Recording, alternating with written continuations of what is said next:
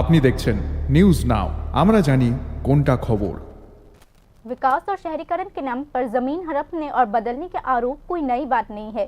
किसान इस बात की शिकायत कर रहे हैं कि जिस तरह से भूमि माफिया व्यवस्थित तरीके से उपजाऊ खेती की जमीन को कंस्ट्रक्शन की जमीन में बदल रहे हैं, इस बारे में प्रशासन निष्क्रिय बनी हुई है। राज्य के अलग अलग हिस्सों में लैंड माफिया की हिंसा तेजी से खतरनाक रूप लेती जा रही है। कुछ बेईमान लोग सुनियोजित तरीके से खेती की जमीन को गैर कानूनी तरीके से कंस्ट्रक्शन की जमीन में बदल रहे हैं। अब ऐसी ही एक घटना बौरजोला बोयरागी टीला इलाके से सामने आई है। इस वजह से न सिर्फ उपजाऊ खेती की जमीन बल्कि इलाके के किसानों की रोजी रोटी भी खतरे में पड़ चुकी है। किसानों का आरोप है कि जिन जमीन पर किसान लंबे समय से धान, सब्जियां और दूसरे फसलें उगाकर अपना परिवार पाल रहे हैं, उन्हें अब निशाना बनाया जा रहा है। एक बार जब ये जमीन वास्तु के तौर पर पहचानी जाएगी तो भविष्य में खेती करना लगभग नामुमकिन हो जाएगा। আমাদের কিছু জায়গা জমি আছে 3 কানির মতন। তার মধ্যে এখানে বাস্তু করার লাগে আরেকজন রেডি হয়ে রয়েছে বাস্তু করতে। এখানে যদি বাস্তু হয় তাহলে তো আমরা কৃষি করতে পারতাম না এবং আমাদের বিরাট সমস্যা হয়ে যাবে গিয়া। তার লাগে আমরা এখন মন্ত্রীর কাছে আবেদন করতেছি যে এই মাটি ফালানি যাতে বন্ধ হয়। 3-4খানে আমরা কাগজপত্র দিয়েছি, ডিএম অফিসে, ডিসিএম অফিসে, অফিসে। তারা একবার করাটা তো ঠিক না, আরেকবার করতে পারে, এই ধরনের উক্তি দিতে আছে তারা। মানে আমরা তো জল টল আটকে যাবো, জল যাইতেই পারতো না। নদী আছে একটা সামনে, নদীতেও যাওয়া যেত না, যার ফলে সব কিছু বন্ধ হয়ে যাবে।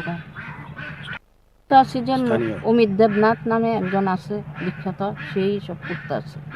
তিনি কি মানে জমির কি জমি শুনতে আছে, জমি মাফিয়াই তিনি আন্দোলন।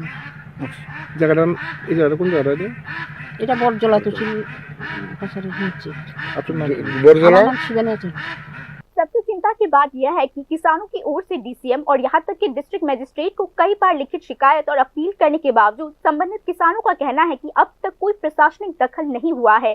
स्थानीय लोगों का आरोप है कि प्रशासन की चुप्पी से लैंड माफिया को और बढ़ावा मिल रहा है। কিরকম? ও তো আমরা জল জমে যাবো, কোনো কৃষি করা যেত না। আমাদের এখানে তো সবসময় আগে ধান করা হইতো, এই জমিতে প্রচুর ধান চাষ করা হইতো। তো কয়খানি? এইখানে 5-6 খানির মতন আছে। তো যারা করতেছে তারা কি আগে কৃষি করতো? আগে কৃষি করতো। এখন কি করতে লাগে চেষ্টা করতেছে?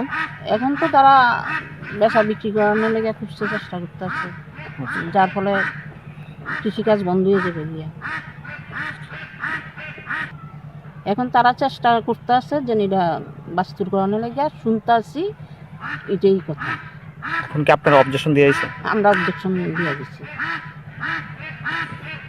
তাদের কাছে অতটুকু আবেদন যাতে বন্ধ হয়, আমরা যাতে কৃষির কাজ ঠিকমতো করতে পারি, এটাই আমাদের আবেদন। কার কাছে?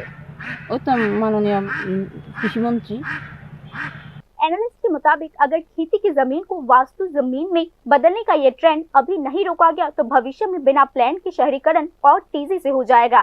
ऐसे गतिविधियों से इकोलॉजिकल इम्बैलेंस, जलाशयों और ड्रेनेज सिस्टम पर दबाव बढ़ने और खेती पर निर्भर इकोनॉमी को हमेशा के लिए नुकसान होने का खतरा है। जानकार लोग इलीगल लैंड कन्वर्जन को तुरंत रोकने, संबंधित जमीन के कैरेक्टर को वेरीफाई करने और लैंड माफिया के खिलाफ सख्त कानूनी कार्यवाही करने की जरूरत पर जोर दे रहे हैं। Bureau report, news now.